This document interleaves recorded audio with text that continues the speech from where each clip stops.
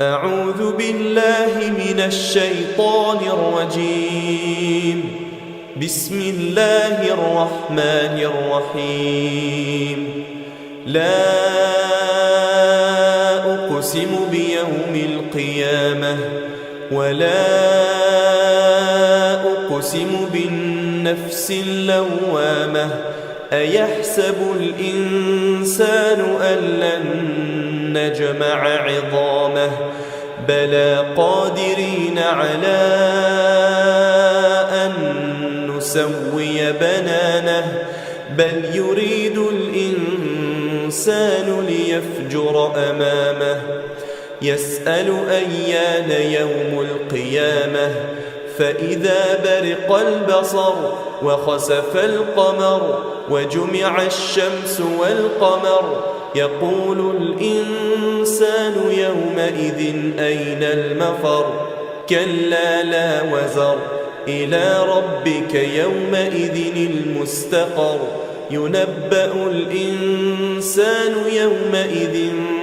بما قدم وأخر بل الإنسان على نفسه بصيرة ولو ألقى معاذيره لا تحرك به لسانك لتعجل به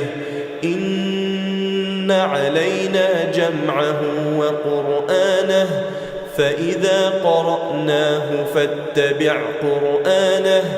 ثم إن علينا بيانه كلا بل تحبون العاجلة وتذرون الآخرة وجوه يومئذ ناظرة إلى ربها ناظرة ووجوه يومئذ باسرة تظن أن يفعل بها فاقرة كلا إذا بلغت التراقي وقيل من راق وظن أنه الفراق والتفت الساق بالساق إلى ربك يومئذ المساق فلا صدق ولا صلى ولكن كذب وتولى